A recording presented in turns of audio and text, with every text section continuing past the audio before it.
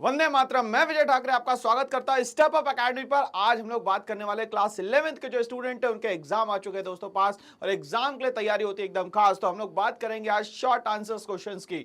अब यहाँ short answers question लगभग जो 3 और 4 मार्क्स के आते हैं, उनके लिए हमें जो भी क्वेश्चंस दिए जाएंगे उसके लिए हमें पॉजिटिव अप्रोच के साथ पूरे आंसर्स को लिखना है।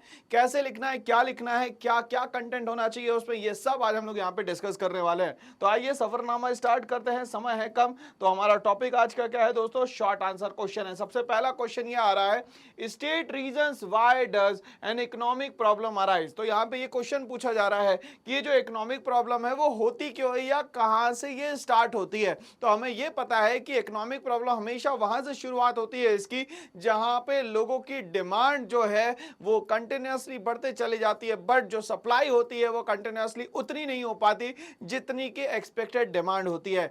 जब ये फुलफिलमेंट नहीं हो पाता है तब जाके यहां पे होती है स्कैरसिटी दोस्तों। अब यहां जब स्कैरसिटी होगी तो स्कैरसिटी के भी बहुत सारे रीजंस होते हैं, जैसे human wants are unlimited. Human want जो है वो अनलिमिटेड है, उसको आप चाहो नहीं चाहो कभी भी कंप्लीट नहीं कर सकते, कहीं पे भी ये कंप्लीट नहीं किए जा सकते। इसीलिए कहीं ना कहीं ये जो प्रॉब्लम है वो स्टार्ट होती है। ऐसी ही बहुत सारी प्रॉब्लम जो है वर्ल्ड की बहुत सारी कंट्री कंटिन्यूसली फेस कर रही है। तो ऐसी जो प्रॉब्लम पूरी कंट्री के लोग फेस कर रहे हैं उसको हम लोग बोलते हैं central problem of an economy, जिसको हम लोग 3 पार्ट्स में डिवाइड करते हैं, what to produce, how to produce and for whom to produce. चलिए हम लोग इसके आंसर्स को डिस्कस करेंगे भाई। चलिए, an economic problem refers to the problem. एक इकोनॉमिक प्रॉब्लम एक ऐसी प्रॉब्लम है in the economy which is concerned with the production of goods and services, जो कि हमेशा रिलेटेड हो कि गुड्स एंड सर्विसेज के प्रोडक्शन से। अब गुड्स का मतलब क्या होता है? वो कोई भी चीज जिसकी कोई ना कोई वैल्यू हो, वो कोई भी चीज जिसकी कोई ना कोई फिजिकल आइडेंटिटी हो, वो कोई भी चीज जो टेंजिबल फॉर्म में, वो सब हो गई गुड्स।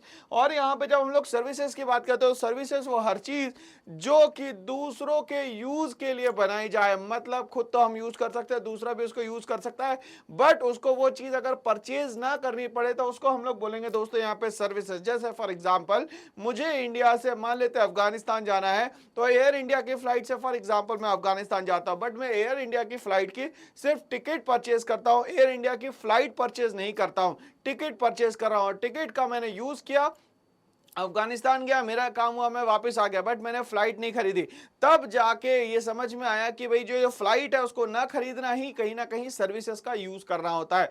तो वो जो फ्लाइट है उसका मैंने क्या करा भैया, सर्विस का जो एक्सपेक्टेशन था वो फुलफिल कर दिया, उसको पैसे दे दिए और मैं भी सेटिस्फाइड यहाँ पे हो गया।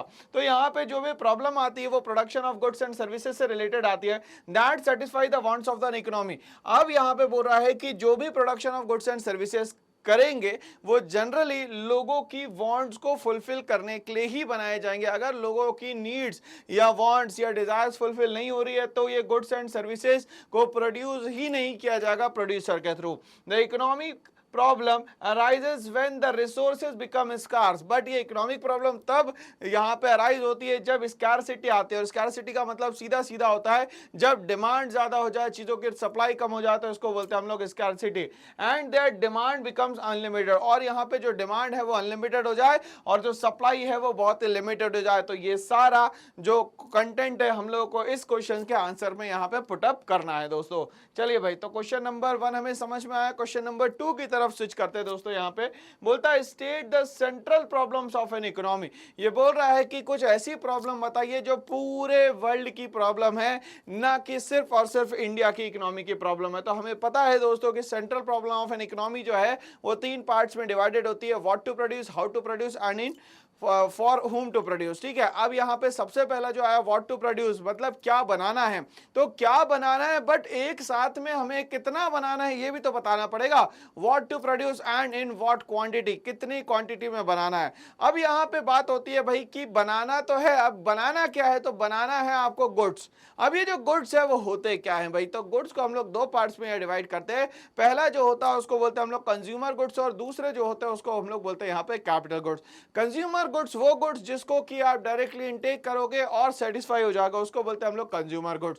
कैपिटल गुड्स वो हर चीज जो दूसरे गुड्स को बनाने में हेल्प करे, उसको दोस्तों बोलते हैं यहाँ पे कैपिटल गुड्स। तो ये दोनों में ये प्रॉब्लम आ जाती है कि भाई कंज्यूमर गुड्स उस कंट्री में ज्यादा बनाया जाए या कैपिटल गुड्स को यहाँ पे ज्यादा बनाया जाए। तो ये जो प्रेफरेंस वाला सिस्टम है यही कहीं ना कहीं प्रॉब्लम क्रिएट करता है। इसी तरीके से जब हम लोग हाउ टू प्रोड्यूस पे आते हैं तो चीजों को कैसे बनाना है, कैसे बनाने के लिए हमें तरीका इस्तेमाल करना पड़ेगा, उसको बोलते हैं हम लोग टेक्निक। तो हाउ टू प्रोड्यूस जो है उसमें डिफरेंस जो होता है वो टेक्निक के कारण होता है। और टेक्निक में जो पहली टेक्निक है उसको कहा जाता है लेबर इंटेंसिव टेक्निक, मतलब जिस कंट्री में लेबर कैटेगरी ज्यादा हो या ह्यूमन ज्यादा हो वहां पे हम लोग क्या नहीं कर सकते, वहां पे मशीन्स का ज्यादा इस्तेमाल नहीं कर सकते। क्यों? क्योंकि इकोनॉमिकली बहुत ज्यादा वो स्ट्रांग नहीं है। जब इकोनॉमिकली बहुत ज्यादा वो स्ट्रांग नहीं रहेंगे तो पैसा ज्यादा नहीं दे पाएंगे, इसीलिए वहां पे लेबर का इस्तेमाल किया जाएगा।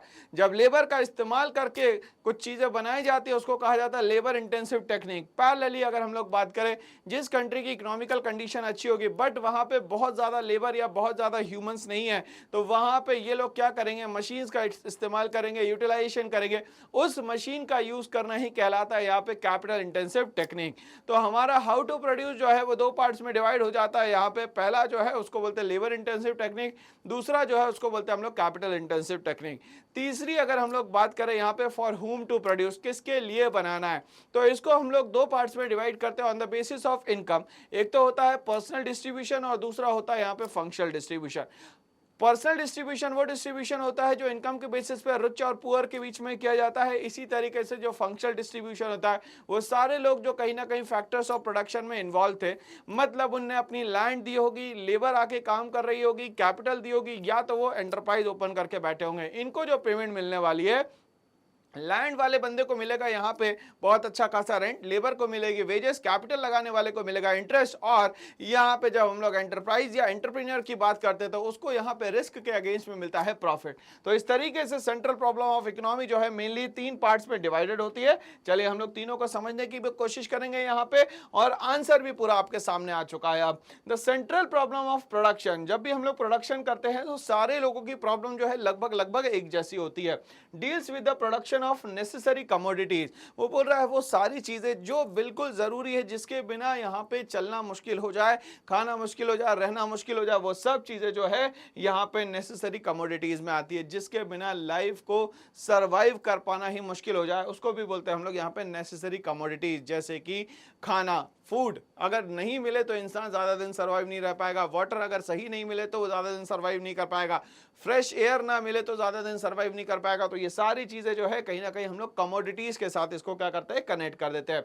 Using scarce means of resources, अब ये बोल रहा है यहाँ पे जितनी भी रिसोर्सेज है वो स्कार्स है, मतलब कि कम है, बट उसको सही से यूटिलाइजेशन करना पड़ेगा उसका, और इसी को कहते हैं हम लोग ऑप्टिमम यूटिलाइजेशन ऑफ रिसोर्सेज। ज्यादा से ज्यादा क्या करा जाए, उसको यूज किया जाए दोस्तों। Okay, it includes problems that deal with the production of goods in an economy where it is decided that, अब यहाँ पे बोल रहा है कि जो जितनी भी प्रॉब्लम आ रही है उसमें से मेन क्या क्या प्रॉब्लम है। तो सबसे पहले प्रॉब्लम आती है हमारे पास व्हाट टू प्रोड्यूस, क्या बनाना है और इन व्हाट क्वांटिटी, कितना बनाना है। तो अब यहाँ पे एक काम करें, या तो हम लोग कंज्यूमर गुड्स को बनाए जो कि हमारे नीड्स को डायरेक्टली सेटिस्फाई कर सकता है, दूसरा या तो हम लोग कैपिटल गुड्स को बनाए जो कि दूसरे गुड्स के प्रोडक्शन में क्या करेगा दोस्तों, हेल्प करेगा। तो इन दोनों के ही बीच में टसल है भाई कि क्या बनाना है, कंज्यूमर गुड ज्यादा बनाना है कि कैपिटल गुड ज्यादा बनाना है। दूसरा हाउ टू प्रोड्यूस की अगर हम लोग बात करें तो कैसे बनाना है, तो कैसे बनाने के लिए हमें तरीका चाहिए जिसको मैंने कहा था टेक्निक, या तो हम लोग लेबर इंटेंसिव टेक्निक यूज कर ले या तो कैपिटल इंटेंसिव टेक्निक यूज करें। जो इकोनॉमिकली साउंड होंगे वो कैपिटल इंटेंसिव टेक्निक यूज करेंगे, बट जो इकोनॉमिकली साउंड नहीं होंगे वो लेबर इंटेंसिव टेक्निक को दोस्तों यहाँ पे यूज करेंगे। आगे बढ़ते हैं, for whom to produce, for whom to produce जो है वो इनकम पे बेसिस होता है। इनकम के बेसिस पे या तो वो रिच पीपल के लिए काम करे जिसको हम लोग बोल सकते हैं भैया पर्सनल डिस्ट्रीब्यूशन में रिच और पुअर पीपल, बट यहाँ पे फंक्शनल डिस्ट्रीब्यूशन भी होता है जहां पे जिन लोगों के बिना काम हो ही नहीं सकता उनको हम लोग फंक्शनल डिस्ट्रीब्यूशन में यहाँ पे कंसीडर करते हैं। और होम टू प्रोड्यूस में यहाँ पे मेनली ये प्रॉब्लम तो आती है कि रिच के लिए क्या हम लोग ऑडी बना दे और क्या पुअर क्लास के क्या नैनो में या 800 में काम हो जाएगा। तो किसको ज्यादा बनाना, रिच पीपल के लिए कार्स ज्यादा बनाना है कि पुअर पीपल्स के लिए कार ज्यादा बनाना है। तो ये सारी प्रॉब्लम हमारे सामने है। The central problem of the economy arises because the resources in the economy are scarce. अब ये प्रॉब्लम आई क्यों, कारण क्या था? कारण सिर्फ एक ही था यहाँ पे, क्योंकि हमारे पास रिसोर्सेज जो है वो बहुत ही स्कार्स है, मतलब कम है, या रिसोर्सेज की स्कार्सिटी है मतलब डिमांड ज्यादा है और सप्लाई दोस्तों कम है। And human wants are unlimited. देखिए भाई, स्कार्स रिसोर्सेज तो है ही, बट साथ ही साथ ये पता चल गया कि ह्यूमन वांट जो है वो अनलिमिटेड है, ये कभी भी फुलफिल नहीं की जा सकती।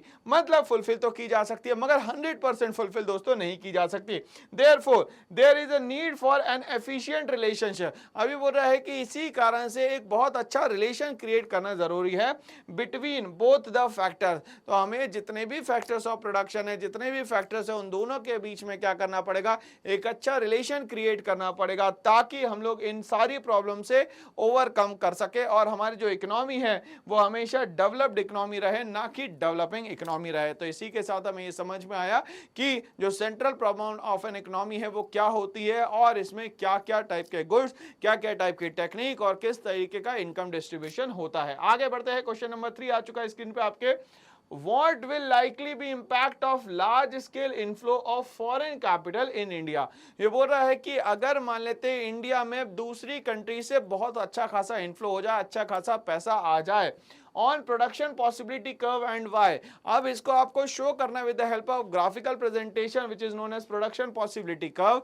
और क्यों, क्या, कैसे, कब, ये सब आपको बताना है दोस्तों प्रोडक्शन पॉसिबिलिटी कर्व से। तो एक बात हमेशा याद रखिएगा, अगर मान लेते रिसोर्सेस या अगर मान लेते टेक्नोलॉजी बाहर से आ रही है तो जाहिर सी बात है हमारी इकोनॉमी जो है वो कंटिन्यूअसली राइटवर्ड शिफ्ट करेगी। क्यों? क्योंकि रिसोर्सेस एंड टेक्नोलॉजी बढ़ने के कारण हमारा आउटपुट भी बढ़ जाता है, दूसरा हमारे पास दूसरी कंट्रियों से अच्छा खासा पैसा आने लगता है। तो यहाँ पे जो शिफ्ट है वो होगा यहाँ पे राइटवर्ड्स। क्या होगा दोस्तों? यहाँ पे राइटवर्ड शिफ्ट होगा। चलिए भैया हम लोग समझने की कोशिश करें। यहाँ पे large scale inflow of foreign capital, मान लेते हैं एफडीआई आ गया, for example foreign direct investment, या एफआईआई आ गया, फॉरेन इंस्टीट्यूशन इन्वेस्टर्स, ये पैसा लेके इंडिया की जो इकोनॉमी है उसमें इन लोगों ने लगा दिया। Is expected to increase the availability of resources in the domestic economy. उनके पैसा लगाने के कारण ऑटोमेटिकली हमारे पास जो रिसोर्सेज है वो ऑटोमेटिकली क्या कर जाएगी दोस्तों, ग्रो कर जाएगी। अगर वो ऑटोमेटिकली ग्रो कर गई तो हमारी इकोनॉमी भी क्या करेगी, ग्रो करना शुरू कर देगी।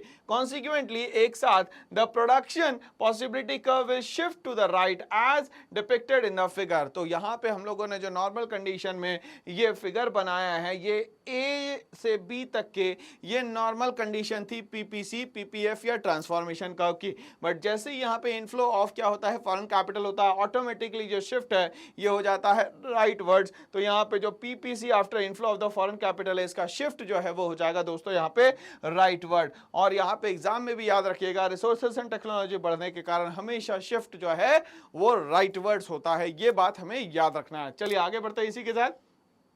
What is meant by the problem of allocation of resources? अभी allocation of resources क्या होता है? resources को सही तरीके से बांटना। बट जब पहले बांटा गया होगा तो उन लोगों ने सही से यूज नहीं किया होगा, इसीलिए हम लोग इन रिसोर्सेज को दोबारा से बांटना चाहते हैं। तो ये दोबारा से बांटना या रिसोर्सेज को सही तरीके से बांटना ही दोस्तों कहलाता है एलोकेशन ऑफ रिसोर्सेज, जिसमें हम लोगों को जो भी रिसोर्सेज मिली गई है उसका हम लोगों को 100% यूटिलाइजेशन करना है, जिसको हम लोग या तो फुलर यूटिलाइजेशन ऑफ रिसोर्सेज बोलते हैं या तो ऑप्टिमम यूटिलाइजेशन ऑफ रिसोर्सेज बोलते हैं। चलिए भाई, अब यहाँ पे हम लोग बात करना है कि हमने तो बांट दिया, मगर अब प्रॉब्लम जो आ रही है उसको हम लोग कैसे फेस करें या प्रॉब्लम को किस तरीके से सॉल्व किया जाए। The problem of allocation of resources arises due to scarcity of resources. Problem एक ही कारण से होती है जो कि है भैया स्कैरसिटी, डिमांड ज्यादा और सप्लाई कम। Resources are limited and scarce in India. अब ये बोल रहा है कि रिसोर्सेज एक तो कम है और दूसरा रिसोर्सेज बहुत जल्दी बनाई नहीं जा सकती इंडिया में। अब लिमिटेड और स्केर्स तो है ही भाई, नेचर में जितनी भी रिसोर्सेज है वो सारी। A choice is to be made which wants should be satisfied and which should be left and unsatisfied। सारी wants को हम लोग यहाँ पे प्रेफरेंस नहीं दे सकते, तो कुछ wants को हम लोग प्रेफरेंस देंगे।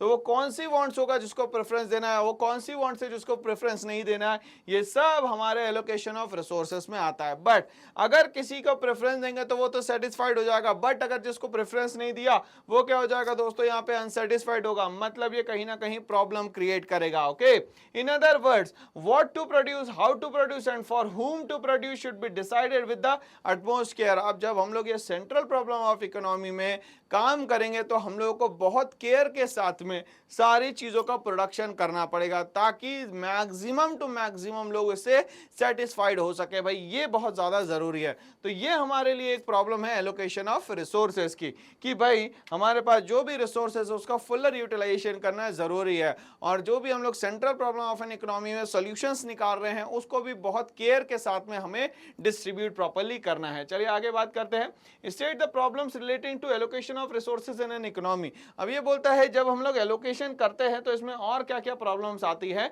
तो इसको हम लोग सेंट्रल प्रॉब्लम ऑफ इकोनॉमी से क्या करते हैं, कनेक्ट करते हैं दोस्तों।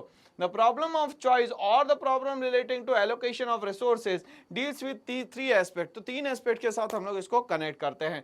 सबसे पहला व्हाट टू प्रोड्यूस में मैंने आपको बताया था कि वो सारी चीजें हमें बनाना है जो लोगों को सेटिस्फाई कर सकती है। इसमें दो टाइप के हम लोग गुड्स बनाएंगे, या तो वो कंज्यूमर गुड्स होंगे जो कि डायरेक्टली नीड्स को सेटिस्फाई करते हैं, या तो वो कैपिटल गुड्स होंगे जो कि दूसरे गुड्स के प्रोडक्शन में दोस्तों क्या करते हैं, हेल्प करते हैं। Resources are to be used for producing what goods and services. तो हमें डिसाइड करना जरूरी है कि कौन से गुड्स बनाना है या कौन से सर्विसेज यहाँ पे बनानी है, कैसे बनाना है। हाउ टू प्रोड्यूस में हम लोग को क्या याद करना है, what methods are to be used for the production. कौन सा मेथड, कौन सा तरीका यूज करें जिसमें कॉस्टिंग बहुत कम से कम लगे, बट यहाँ पे जो आउटपुट है वो ज्यादा से ज्यादा मिल सके हमें। ये हम लोगों को कोशिश करनी पड़ेगी दोस्तों हाउ टू प्रोड्यूस में। आगे हम लोग बात करते हैं फॉर हुम टू प्रोड्यूस। भाई किसके लिए बनाना है ये भी तो टारगेट करो।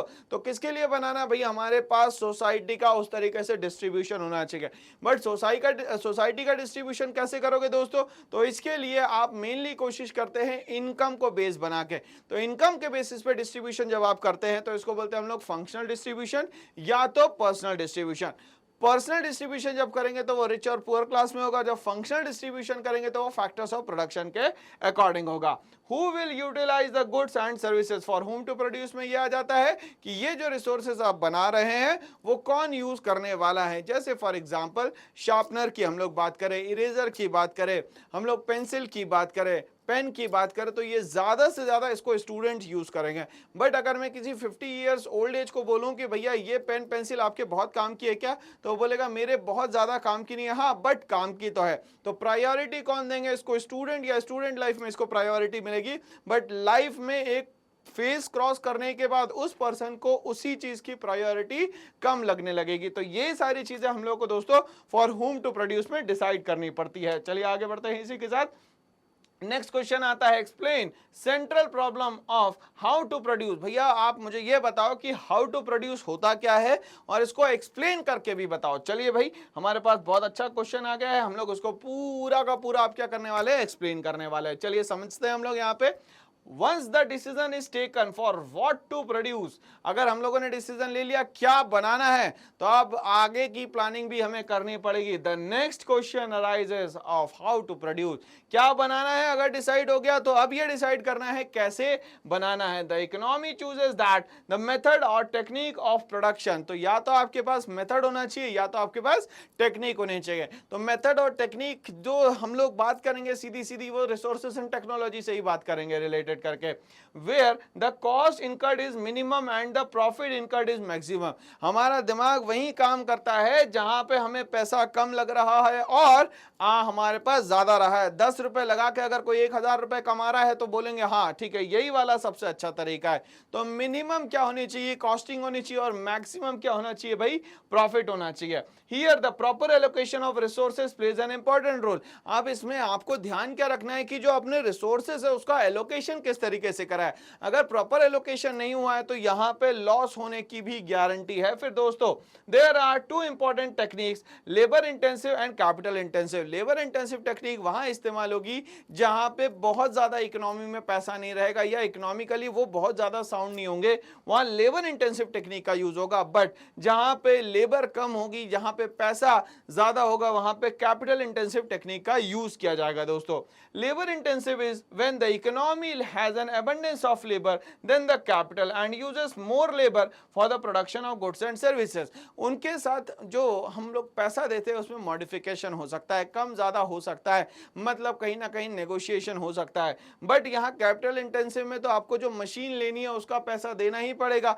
बट वो रेगुलरली नहीं देना पड़ेगा, एक बार देना पड़ेगा। बट यहाँ पे लेबर को जो पैसा दे रहा है उसमें कम ज्यादा या नेगोशिएबल हो सकता है अमाउंट देना, इसीलिए हम लोग यहाँ पे क्या करेंगे, लेबर इंटेंसिव टेक्निक का यूज करेंगे जहां पे इकोनॉमिक जो है वो बहुत ज्यादा साउंड नहीं है। आगे बढ़ते हैं। In the case of capital intensive more capital is used in place of labour. अब जहां पे कैपिटल अच्छा खासा है वहां पे कोशिश करेंगे ज्यादा से ज्यादा कैपिटल का यूज हो, मतलब मशीन्स का यूज हो, ना कि लोगों का, ना कि लेबर का। Each economy takes decisions on the basis of the availability of techniques available to them. अब यहाँ पे यही बात हो रही है कि जिसके पास जो अवेलेबिलिटी है उसके हिसाब से यहाँ पे किसी भी चीज को यूज किया जाएगा, या तो लेबर इंटेंसिव टेक्निक हो या तो कैपिटल इंटेंसिव टेक्निक हो। तो इंडिया जैसी कंट्री में अगर हम लोग बात करें तो हम लोगों को लेबर इंटेंसिव टेक्निक ज्यादा अच्छी लगती है, और अगर जापान की बात करें, चाइना की बात करें, कोरिया की बात करें, साउथ कोरिया की बात करें, तो वो लोग यहाँ पे कैपिटल इंटेंसिव टेक्निक यूज कर सकते हैं क्योंकि उनके पास टेक्नोलॉजी भी अच्छी है और लोग भी बहुत ज्यादा नहीं है। क्यों? क्योंकि टेक्नोलॉजी अच्छी है तो बहुत सारे लोगों को उनको ज्यादा से ज्यादा काम पे लगाना नहीं है, उनको मशीन्स को ज्यादा से ज्यादा काम पे लगाना है। ओके, चलिए आगे बढ़ते हैं। नेक्स्ट क्वेश्चन आता है, explain the central problem of the choice of products to be produce. ठीक है, अब आपके सामने आ रहा है भैया चॉइस आपको क्लियर करना है भाई। चलिए हम लोग समझते हैं भैया अब चॉइस का जो प्रॉब्लम है उसको कैसे सॉल्व करें हम लोग। तो central problem of an economy arise due to the following reason. Central problem कहां से आई, उसके क्या क्या कारण थे। सबसे पहला, लिमिटेड और स्कार्स रिसोर्सेज। हमारे पास आज जितनी भी रिसोर्सेज है वो बहुत ही लिमिटेड है, बहुत ही स्कार्स है।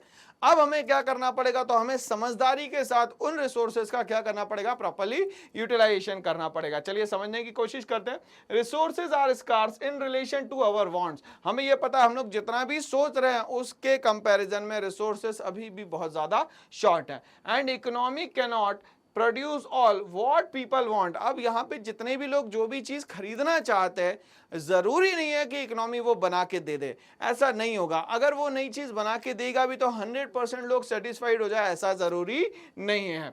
It is the principal reason for existence of economic problems in all economies. और ये प्रॉब्लम हमारे यहाँ नहीं, ये सारी इकोनॉमी में प्रॉब्लम है कि कौन सी चीजों को बनाने से 100% कस्टमर जो है वो सेटिस्फाइड हो जाएंगे।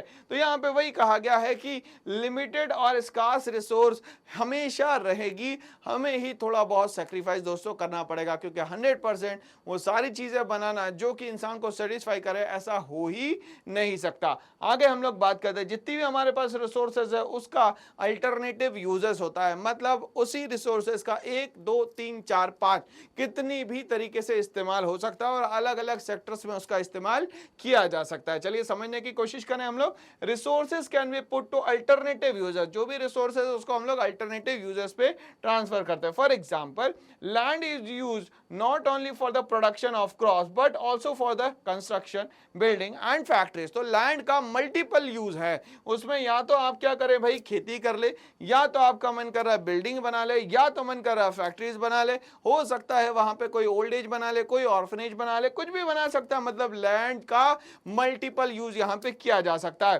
As a result the economy has to make a choice between alternative uses of the given resources. अब आप पे डिपेंड करता है कि उस पर्टिकुलर रिसोर्सेज का आप किस तरीके से यूटिलाइजेशन करना चाहते हैं।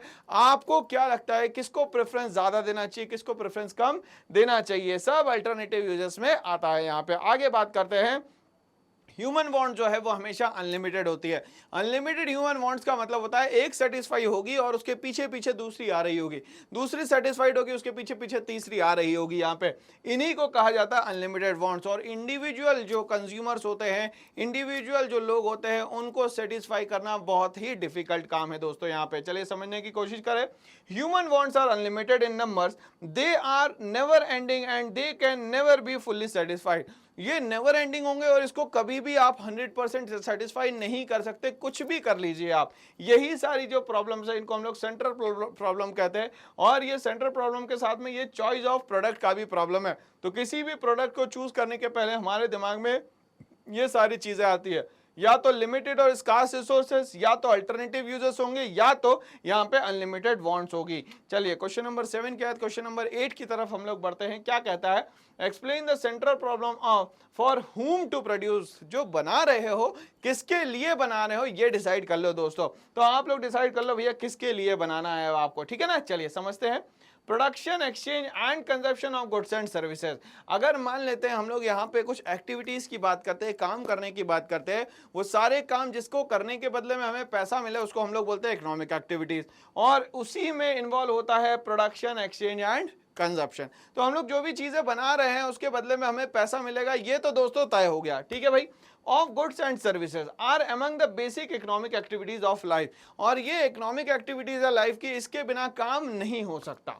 In the course of these basic economic activities, but जब हम लोग बात करते हैं कि पूरा जो सिस्टम चल रहा है उसमें इकोनॉमिक एक्टिविटीज में जो बिल्कुल बेसिक चीजें हैं वो क्या है, every society has to face scarcity of resources. हम चाहते हैं कि basic necessities of life like food, clothing and shelter, ये तो कम से कम उसको मिल ही जाए। बट यहाँ पे इकोनॉमी में जो प्रॉब्लम है वो ये है कि यहाँ पे रिसोर्सेज जो है वो बहुत ही ज्यादा स्कार्स है, बहुत ही ज्यादा कम रिसोर्सेज हमारे पास अवेलेबल है, और उसके कंपैरिजन में हमारे पास जो वांट्स है वो जो है अनलिमिटेड है।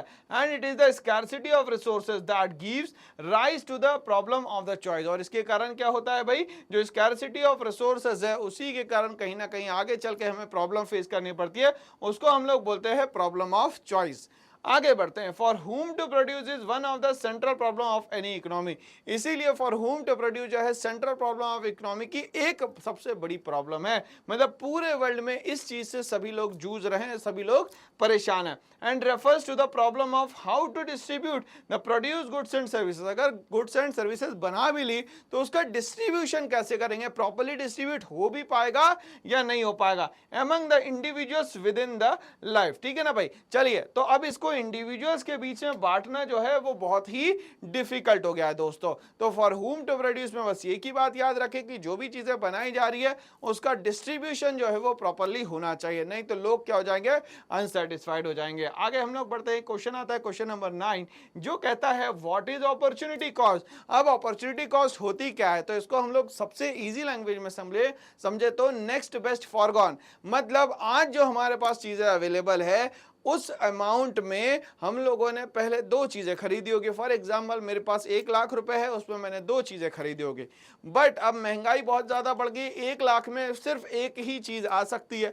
तो जब 1 लाख में सिर्फ एक चीज आएगी तो मुझे दूसरी चीज क्या करनी पड़ेगी भैया, छोड़नी पड़ेगी। इसी को कहा जाता है दोस्तों नेक्स्ट बेस्ट फॉरगॉन, या हम लोग बोल सकते हैं नेक्स्ट बेस्ट अल्टरनेटिव, ठीक है ना भाई। तो हमारे पास अगला क्या है, अगला जो भी है उसको ही कहेंगे दोस्तों यहाँ पे अपॉर्चुनिटी कॉस्ट।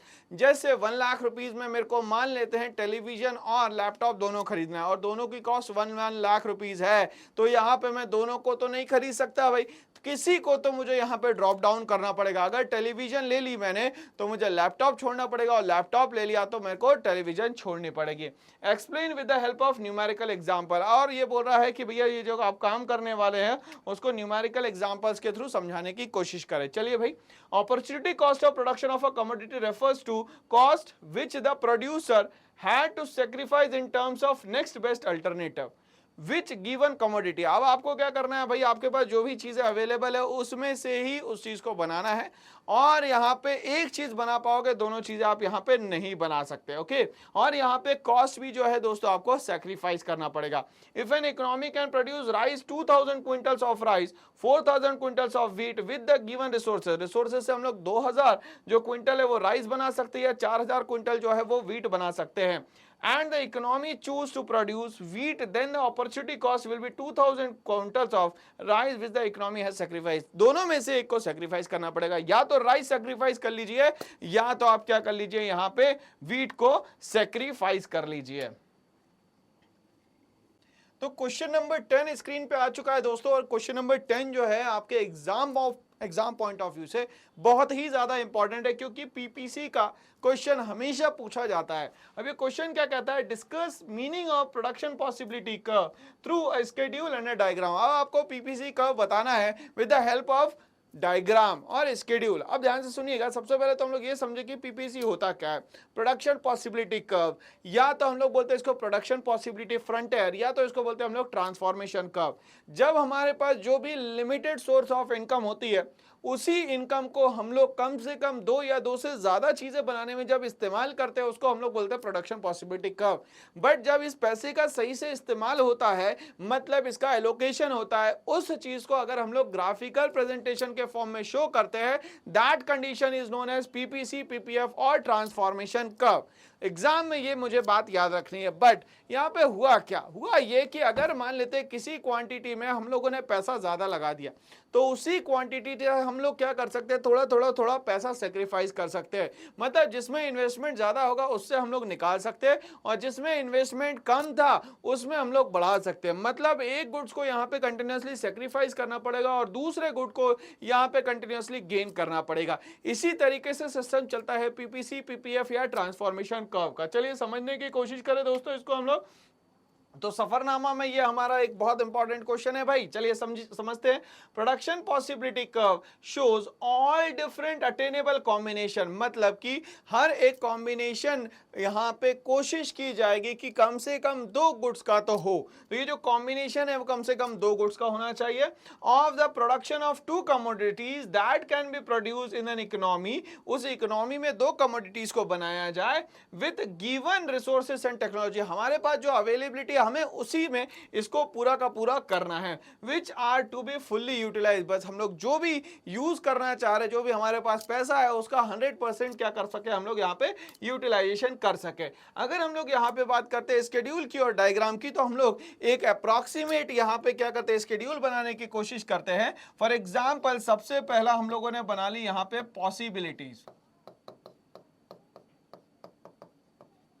पॉसिबिलिटीज मान लेते हैं हमारे पास 4 पॉसिबिलिटी है दोस्तों। चलिए अब यहां पे हम लोगों ने एक में बनाया गन और एक में बना ली हम लोगों ने मशीन।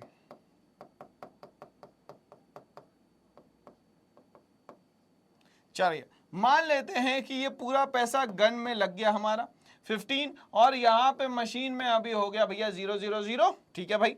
चलिए अब यहाँ पे देखा हम लोगों ने कि इससे थोड़ा बहुत सेक्रीफाइस करते हैं, इससे बोलते हैं चलिए भैया कुछ आप अपने इसमें से अमाउंट निकाल दीजिए, तो ये बनाने में फायदा हो जाएगा भाई। चलिए मतलब कि जब गन ने थोड़ा सा सेक्रीफाइस करना शुरू किया दोस्तों, तो यहाँ पे ऑटोमेटिकली मशीन बनना यहाँ पे शुरू हो गई। ठीक है भाई। चलिए अब यहाँ पे मान लेते हैं इसने और ज्यादा सेक्रीफाइस करना शुरू कर दिया, और ये आ जाता है मान लेते हैं 5 पे, तो ये निकल गया भैया 7, और अब आखिरी में ये 0 बच गया और ये बन गया फॉर एग्जाम्पल, ये वापस कितना हो जाता है भाई, यहाँ पे 15 हो जाता है फॉर एग्जाम्पल। चलिए तो यहाँ पे चीजें हमें समझ में आने लग गई है कि कंटिन्यूअसली गन जो है वो दोस्तों कर रहा है यहाँ पे सेक्रीफाइस, और जो मशीन है दोस्तों वो क्या कर रहा है यहाँ पे गेन। इस कॉन्सेप्ट को हम लोग यहाँ पे बोल सकते हैं मार्जिनल अपॉर्चुनिटी कॉस्ट।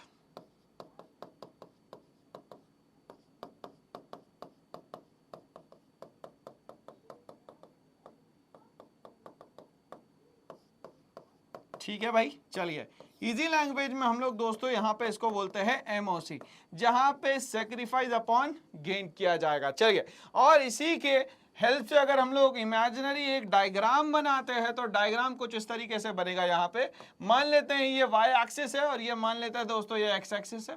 अब जो भी ज्यादा होगा वो हमेशा वाई एक्सिस पे आएगा, मतलब कि गन जो है वो वाई एक्सिस पे आ जाएगी। ये हो गया हमारा ओरिजिन पॉइंट, और ये जो है मशीन वो आ गई हमारे एक्स एक्सिस पे। Okay done. चलिए अब हम लोग देखते हैं भैया कंटिन्यूअसली 15 12 5 0 होता चला गया। मतलब कि अगर हम लोग यहां से देखें तो इस तरीके से ये आ रहा है,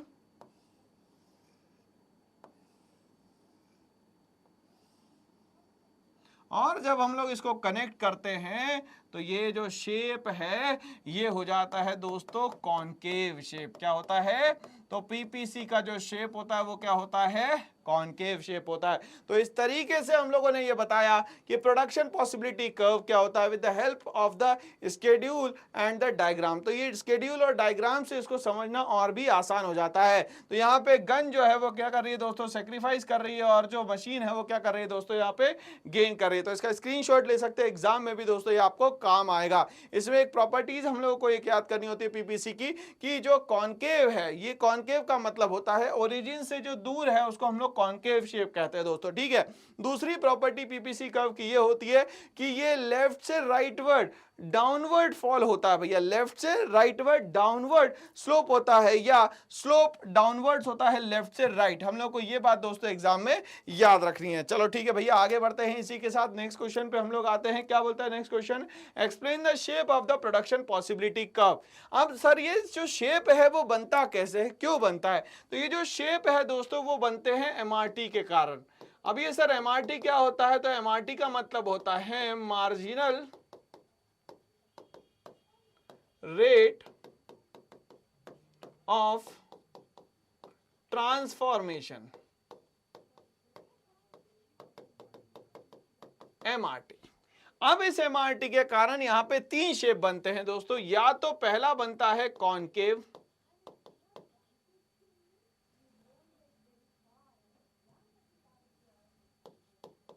कॉनकेव की कंडीशन में एमआरटी जो है वो कंटिन्यूअसली इंक्रीज होगा। दूसरा बनता है स्ट्रेट, स्ट्रेट के केस में एमआरटी जो है वो हमेशा कांस्टेंट होगा। तीसरा बनता है दोस्तों यहां पे कॉन्वेक्स, जिसमें कि एमआरटी की जो वैल्यू है वो कंटिन्यूअसली डिक्रीज होती चली जाएगी भाई। चलिए भैया ध्यान दीजिएगा, मतलब कि यहां पे इसके तीन शेप बनेंगे। यहां पे अगर ये आउटर एरिया में बन रहा है तो इसको बोलेंगे हम लोग कॉनकेव। अगर ये यहाँ एक्स और वाई एक्सिस में बिल्कुल सीधा चल रहा है तो ये हो गया हमारे लिए स्ट्रेट, और अगर ये अंदर की तरफ ओरिजिन की तरफ से आ रहा है तो इसको हम लोग बोल देंगे दोस्तों कॉन्वेक्स। तो इस तरीके से पीपीसी कर्व के यहाँ पे तीन शेप बनते हैं। चलिए तीनों को समझने की हम लोग कोशिश भी करेंगे। For production both resources as well as technology is required at a sufficient and advance level. अगर आपको ये चीजें यूज करनी है, बनानी है, तो आपके पास रिसोर्सेज एंड टेक्नोलॉजी जो है वो दोनों ही क्या होनी चाहिए, एडवांस लेवल की होनी चाहिए, मतलब अप टू द मार्क होना इसको जरूरी है। Therefore, while making production possibility curve of two commodities, it is decided how resources and technology are to be used, which decides the shape of the PPC.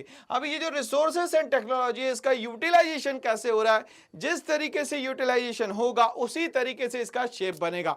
और हम लोगों ने कहा कि जो shape है वो तीन टाइप के होंगे। यहाँ पे पहला होगा concave, जिसमें continuously MRT की वैल्यू इंक्रीज हो रही होगी। दूसरा होगा स्ट्रेट लाइन, जिसमें एमआरटी की वैल्यू कांस्टेंट होगी। और तीसरा होगा यहाँ पे कॉन्वेक्स, जहां पे एमआरटी की वैल्यू कंटिन्यूअसली क्या हो रही होगी दोस्तों, डिक्रीज हो रही होगी। तो इस तरीके से हमें पीपीसी कर्व के तीनों शेप्स समझ में आ गए। ओके आगे बढ़ते हैं। Explain why a production possibility curve is concave. क्यों होता है ये?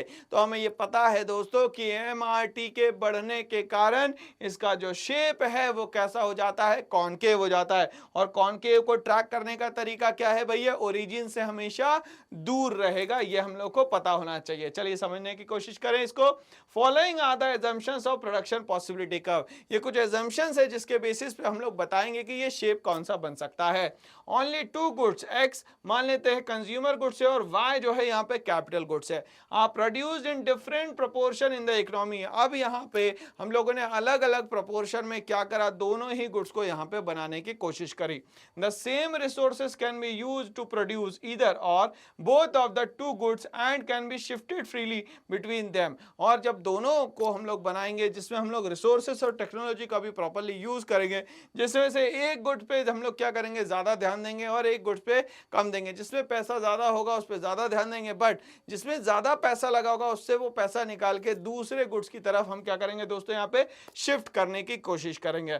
Supplies of factors are fix, मगर यहाँ पे जितने भी फैक्टर्स ऑफ प्रोडक्शन है वो क्या होंगे दोस्तों, यहाँ पे फिक्स इन नेचर होंगे, but they can be reallocated for the production of two goods. मगर उनको अब रीएलोकेट करना जरूरी है, क्योंकि हमें उतने ही अमाउंट में से कम दो गुड्स को यहाँ पे बनाना है।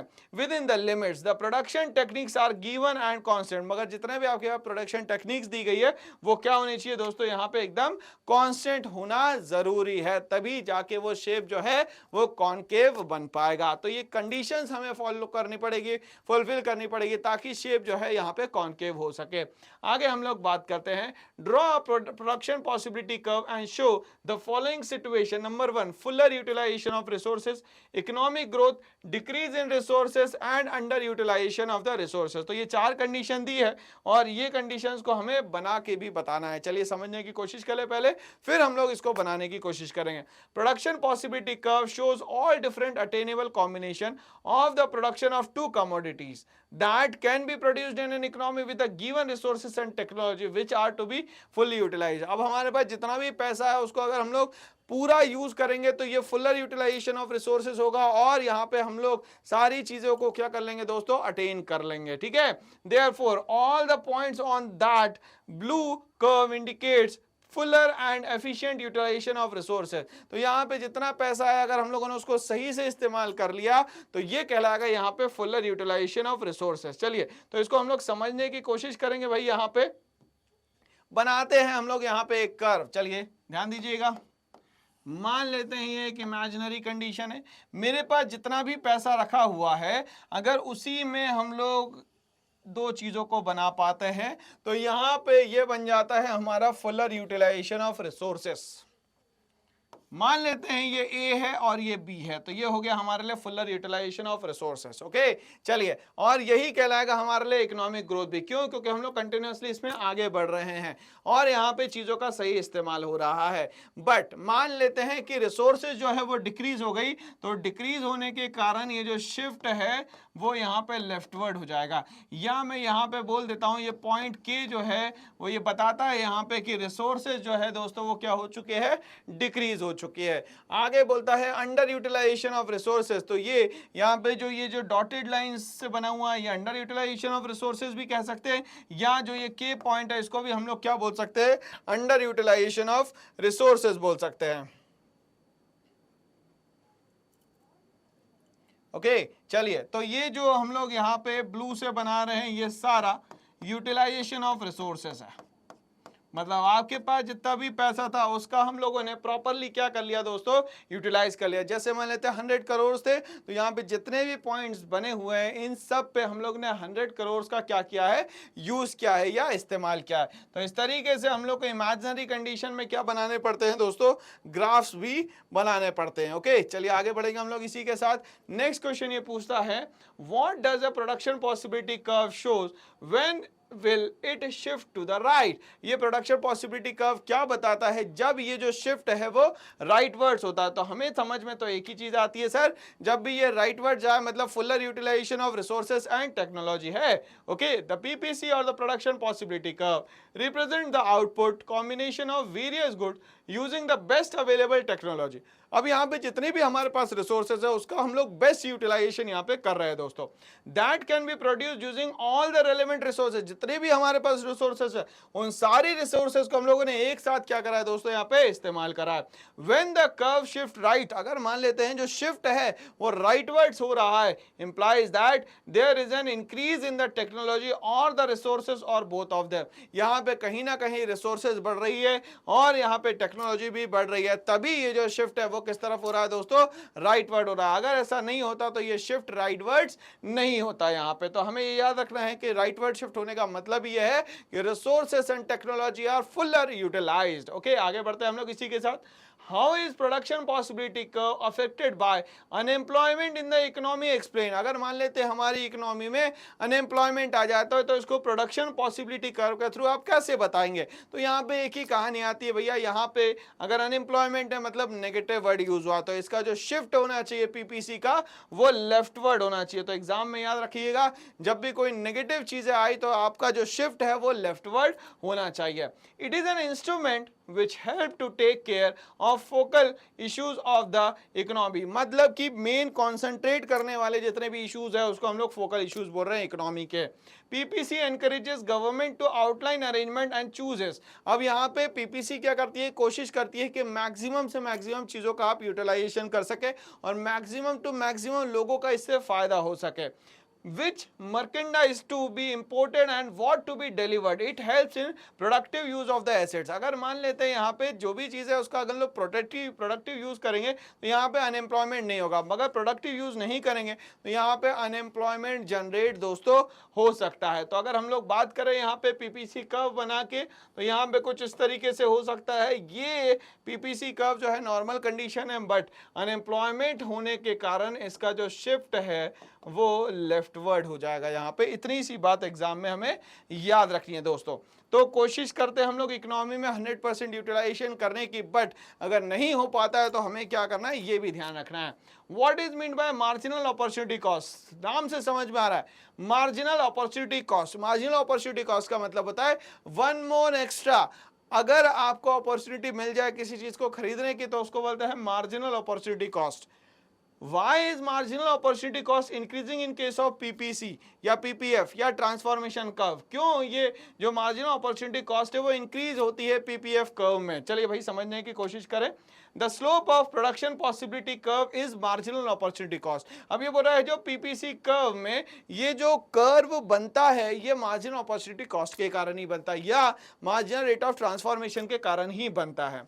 Which refers to additional sacrifice that a firm makes। उसमें एक गुड जो है वो क्या करेगा, कंटिन्यूसली सेक्रीफाइस करेगा जिसके कारण दूसरे गुड्स को बनाया जा सकता है। When they shift resources and technology from production of one commodity to other commodity। अब यहाँ पे एक गुड्स की रिसोर्सेस एंड टेक्नोलॉजी की दूसरे गुड्स को बनाने के लिए क्या करा जा रहा है, शिफ्ट किया जा रहा है। Therefore, if marginal opportunity cost remains constant, then production possibility curve will be straight line। अगर मान लेते हैं कि यहाँ पे जो एक गुड है और दूसरा गुड है वो दोनों ही इक्वली सेक्रीफाइस कर रहे, इक्वली गेन कर रहे, तो यहाँ पे वो जो कंडीशन है वो हो जाएगी कांस्टेंट, जिसके कारण यहाँ पे बनेगी स्ट्रेट लाइन। क्या बनेगी दोस्तों, straight line, owing to the constant slope of the line। और यहाँ पे क्या बन रहा है भैया, आपको एक बात याद रखनी है, मैंने आपसे कहा था कि इसमें जो चेंजेस है वो इस तरीके से आते हैं। ये कॉनकेव तब बनेगा जब MRT जो है वो बढ़ेगा, स्ट्रेट लाइन तब बनेगा जब MRT दोस्तों कांस्टेंट रहेगा। और अगर मान लेते ये अंदर की तरफ बन रहा है मतलब जो MRT है वो यहाँ पे कम हो रहा है। MRT बोलूं या MOC बोलूं बात एक ही है यहाँ पे दोस्तों, मार्जिनल अपॉर्चुनिटी कॉस्ट या मार्जिनल रेट ऑफ ट्रांसफॉर्मेशन। तो ये लगभग दोनों एक ही चीज है दोस्तों यहाँ पे। ओके चलिए आगे बढ़ते हैं इसी के साथ। Give the various reason for shift in the production possibility curve. क्यों होता है, तो मेन रीजन तो एक ही है, या तो रिसोर्सेस या तो टेक्नोलॉजी। अगर ये बढ़ेगी तो यहाँ पे पीपीसी कर्व में शिफ्ट होगा राइटवर्ड। अगर मान लेते रिसोर्सेस एंड टेक्नोलॉजी डिग्रेड हो जाएगी तो शिफ्ट जो है वो हो जाएगा दोस्तों यहाँ पे लेफ्टवर्ड। इतनी सी बात हमें याद रखनी है। चलिए, production possibility curve shows the different combination of the production of two commodities that can achieved in an economy। अब ये बोला प्रोडक्शन पॉसिबिलिटी कर्व में बहुत सारे अलग अलग तरीके का कॉम्बिनेशन बनते हैं जिसमें वो क्या करता है भैया, दो कमोडिटीज में जितना हो सके एक कमोडिटीज के थ्रू वो सेक्रीफाइस करवाता है, दूसरे कमोडिटी में वो गेन करवाने की कोशिश करता है। Resources and technology which are to be fully utilise. But यहाँ जितनी भी रिसोर्सेज एंड टेक्नोलॉजी है उसका फुलर यूटिलाइजेशन होना जरूरी है। Therefore to achieve any point beyond the PPC which lies on the right side there is a need for increase in the present supply of resources. अब ये बोल रहा है कि अगर वो चीज राइट साइड जा रही है मतलब यहाँ पे supply of resources and technology को क्या करना पड़ेगा दोस्तों, इंक्रीज करना पड़ेगा। Which leads to a rightward shift in PPC curve as overall production increases, which results in economic growth। इसके कारण क्या होगा, यहाँ पे इकोनॉमिक ग्रोथ होगी और हमारी कंट्री का भी इसमें फायदा होगा। मगर ये सब कैसे होगा, जब रिसोर्सेस एंड टेक्नोलॉजी दोस्तों इंक्रीज होगी तभी ये पॉसिबल है। What is marginal rate of transformation? Explain with the help of example। Marginal rate of transformation का मतलब होता है कि उतने ही इनकम में से उतना ही जो बजट है उसमें से कम दो चीजें बनाई जाए, जिसमें एक गुड जो है सेक्रीफाइस करे उतने रेट का और एक गुड जो है उतने ही रेट का क्या करे, गेन करे। इसको हम बोलते हैं मार्जिनल रेट ऑफ ट्रांसफॉर्मेशन। तो एमआरटी बहुत ही इजी कॉन्सेप्ट है यहाँ पे, और हम लोग को ये समझना है कि भाई यहाँ पे इंपॉर्टेंट जो है वो रेट है। चलिए हम लोग समझते हैं एग्जाम में क्या लिखना है दोस्तों। यहाँ पे the marginal rate of transformation is the number of units और अमाउंट ऑफ गुड्स। या तो नंबर ऑफ यूनिट सेक्रीफाइस करो या तो अमाउंट ऑफ गुड्स। यहाँ अमाउंट का मतलब होता है रेट, मतलब कितने पैसे का, कितने रुपए का, या कितनी उसमें करेंसी लगी है उस चीज को खरीदने के लिए, वो यहाँ पे लगाई जाएगी। ठीक है, तो अमाउंट ऑफ गुड्स का मतलब वो गुड्स कितने में उसने खरीदा है, that must be foregone. Foregone का मतलब यहां पे सेक्रीफाइस है दोस्तों, टू क्रिएट और attain one unit of another good. और वो क्या करेगा, दूसरे गुड को यहां खरीदा जाएगा, एक गुड करेगा सेक्रीफाइस, दूसरा गुड करेगा यहां पे गेन, वो अनदर गुड यहां पे होगा दोस्तों। आगे बात करते हैं, it is the number of units of good Y. अब यहां पे number of units of good Y that will be foregone to produce an extra unit of good x। मतलब y जो है यहाँ पे दोस्तों सेक्रीफाइस करने के लिए तैयार बैठा हुआ है, और जो x है वो यहाँ पे क्या करेगा दोस्तों, यहाँ पे गेन करेगा। चलिए, while keeping the factors of production and technology constant, और बाकी सारी चीजें, मतलब फैक्टर्स ऑफ प्रोडक्शन, मतलब ये क्या होता है भाई फैक्टर्स ऑफ प्रोडक्शन, तो लैंड, लेबर, कैपिटल और एंटरप्राइज को मिला के हम लोग बनाते हैं यहाँ पे फैक्टर्स ऑफ प्रोडक्शन। और जो टेक्नोलॉजी है जो कि समय आपका बचाएगी, वो दोनों चीजें क्या होनी चाहिए दोस्तों, यहाँ पे कांस्टेंट होनी चाहिए, तभी जाके यहाँ पे मार्जिनल रेट ऑफ ट्रांसफॉर्मेशन हम लोगों को करना पड़ेगा। और एमआरटी में हम लोग ये भी बोल सकते हैं दोस्तों यहाँ पे कि एमआरटी का जो फॉर्मूला होता है वो होता है सेक्रीफाइस अपॉन गेन। मतलब कि कोई गुड कितना सेक्रीफाइस कर रहा है ये न्यूमरेटर में आएगा, और कोई गुड कितना गेन कर रहा है ये यहाँ पे डिनोमिनेटर में आएगा। तो चलिए भाई नेक्स्ट क्वेश्चन पे आते हैं। नेक्स्ट क्वेश्चन हमें बोलता है, define production possibility curve, explain why it is downward sloping from left to right. तो सबसे पहले क्वेश्चन को समझना जरूरी है। प्रोडक्शन मतलब चीजों को बनाना, पॉसिबिलिटी का मतलब होता है कि उतने ही लिमिटेड इनकम में कितनी चीजों को बनाया जा सकता है। और तीसरा यहाँ पे बोलता है कर्व, मतलब आप जो भी कर रहे हैं उसका ग्राफिकल प्रेजेंटेशन आपको देना है। तो ये प्रोडक्शन पॉसिबिलिटी कर्व जो है कहीं ना कहीं central problem of an economy जो होती है उसका सॉल्यूशन है। क्यों? क्योंकि सेंट्रल प्रॉब्लम ऑफ इकोनॉमी जो है हमारी तीन तरीके की होती है, what to produce and in what quantity, number 2 how to produce, and number 3 is for whom to produce. तो ये जो तीनों यूनिवर्सल प्रॉब्लम थी उसका सॉल्यूशन निकल के आता है, जिसको हम लोग बोलते हैं पीपीसी कर्व, या बोलते हैं पीपीएफ कर्व, या बोलते हैं दोस्तों हम लोग यहाँ पे ट्रांसफॉर्मेशन कर्व। और हम लोगों को ये बताना है कि भैया इसकी एक प्रॉपर्टी है कि ये लेफ्ट से राइटवर्ड क्या होता है, डाउनवर्ड स्लोप होता है। इसका बेसिक रीजन ये है कि एक गुड जो है वो कंटिन्यूअसली यहाँ पे सेक्रीफाइस करेगा, और दूसरा गुड जो है यहाँ कंटिन्यूअसली उससे गेन करेगा, इसीलिए ये डाउनवर्ड हो जाता है लेफ्ट से राइट। चलिए इसका आंसर हम लोग समझने की कोशिश करते हैं दोस्तों। The production possibility curve is a downward sloping from left to right because कारण क्या है इसका, more of good X can be produced only with less production of good Y। अगर मान लेते हैं X बनाना है तो Y को सेक्रीफाइस करना पड़ेगा, और Y को बनाना है तो यहाँ पे X को यहाँ पे सेक्रीफाइस करना पड़ेगा। When the given resources are assumed to be fully and efficiently utilized, बस ये कंडीशन कब फुलफिल होगी, जब आपके पास जितनी भी रिसोर्सेज है उन सब का आप क्या करने वाले हैं, फुलर यूटिलाइजेशन करने वाले हैं, using the given technology. But इसका यूज कैसे करेंगे, जब जितनी आपके पास टेक्नोलॉजी अवेलेबल है उसी टेक्नोलॉजी को यूज करेंगे, और यहाँ पे जितनी भी रिसोर्सेज है उसका क्या होगा दोस्तों, यहाँ पे फुलर यूटिलाइजेशन होगा। चलिए भाई यहां तक की कहानी समझ में आ गई। आते हैं हम लोग नेक्स्ट क्वेश्चन पे। ये कहता है, explain the meaning of opportunity cost. Opportunity cost को सबसे इजी लैंग्वेज में हम लोग समझने की कोशिश करें। मान लेते हैं हमारे पास 10 रुपीज है, और 10 रुपीज में जो भी प्रोडक्ट आता है, जो भी कमोडिटी आती है, उसको हम लोग मार्केट में खरीदने जाते हैं। बट हमारे पास दो ऑप्शन है, ठीक है भाई, ए और बी। मान लेते हैं अगर हम लोग ए खरीद लेते हैं तो बी को नहीं खरीद पाएंगे, और बी खरीद लेते तो ए को नहीं खरीद पाएंगे। इसका मतलब यह हुआ नेक्स्ट बेस्ट फॉरगोन या नेक्स्ट बेस्ट अल्टरनेटिव। मतलब एक को परचेज करना पड़ेगा तो दूसरे को छोड़ना पड़ेगा, दूसरे को परचेज करना पड़ेगा तो पहले को छोड़ना पड़ेगा। इस तरीके से यहां पे हम लोग समझते हैं अपॉर्चुनिटी कॉस्ट। मौका तो मिल रहा मगर लिमिटेड अमाउंट होने के कारण एक ही प्रोडक्ट को एक टाइम पे खरीदा जा सकता है। With the help of the production possibility schedule, एक शेड्यूल के थ्रू हम लोग को इसको यहां पे प्रूफ भी करना है दोस्तों। चलिए पहले हम लोग समझते हैं अपॉर्चुनिटी कॉस्ट होता क्या है। Opportunity cost is the cost of making a choice. Opportunity cost देता क्या है, एक चॉइस मेकिंग देता है। आपके पास जो पैसा है उसी में से आपको एक चॉइस मिलती है। It's the value of the next best alternative that is foregone. But यहां पे करना क्या पड़ेगा, एक चीज की जो वैल्यू है उसको यहां पे क्या करना पड़ेगा दोस्तों, फॉरगॉन करना पड़ेगा। For example if you spend time and money going to a movie, अगर मान लेते हैं कि एग्जाम्पल हम लोग समझते हैं कि हमारे पास पैसा है और हम लोग चले गए उससे मूवी देखने, you can not spend that time at home reading book, मगर उसका अब यहां पे प्रॉपर्ली यूटिलाइजेशन नहीं हो सकता, मतलब घर पे आप उन बुक्स को रीड नहीं कर सकते जो नॉलेज देने वाली है, और आप क्या चले गए यहां पे माइंड फ्रेश करने चले गए मूवी देखने, तो दोनों काम एक समय पे नहीं हो सकता। And you can't spend the money on something else, क्योंकि वो पैसा मूवी देखने में, मूवी की टिकट में लग चुका है, तो अब यहां पे आप इस समय को बुक को रीड करने में नहीं लगा सकते। दोस्तों आगे बात करते हैं, production possibility schedule illustrates that the economy must give up the production of one good to produce another good. अब यहां पे इकोनॉमी को क्या करना पड़ेगा भाई, एक गुड को सेक्रीफाइस करना पड़ेगा और दूसरा गुड क्या करेगा यहां पे, गेन करेगा। वो कैसे करेगा हम लोग समझने की कोशिश करते हैं दोस्तों। फॉर एग्जांपल ये प्रोडक्शन पॉसिबिलिटी हम लोग 5 तरीके से प्रोडक्शन, 5 या 6 तरीके से प्रोडक्शन पॉसिबिलिटी क्रिएट कर रहे हैं यहां पे, जिसमें quantity of food production in turns है और number of cars in production है। ये दोनों ही अलग अलग चीज है। जब हम लोग क्वालिटी ऑफ फूड प्रोडक्शन कर रहे हैं यहां पे 0, उस समय नंबर ऑफ कार का प्रोडक्शन हो पा रहा है 25।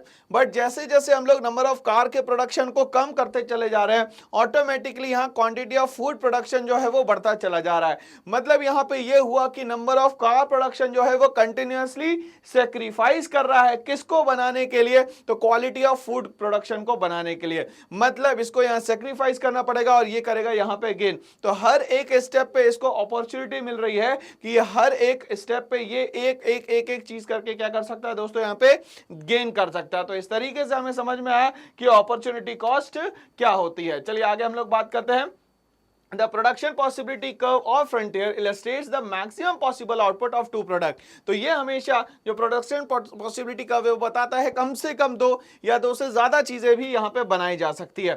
When there are limited resources, but हमारे पास एक ही प्रॉब्लम है, हमारे पास जो रिसोर्सेज है वो बहुत ही आज लिमिटेड बची हुई है। It also illustrates the opportunity cost of making decision about allocating resources। और ये बोलता है कि हमारे पास जब रिसोर्सेज बहुत कम है तो हमें उनका एलोकेशन भी प्रॉपरली करना पड़ेगा। अगर हम लोगों ने उसको वेस्ट कर दिया तो वो रिसोर्सेज वापस हमारे पास नहीं आने वाली है, इसमें टाइम, मनी सब कुछ चला जाएगा। For example in order to produce 1 unit of X the economy has to sacrifice 1 unit of Y.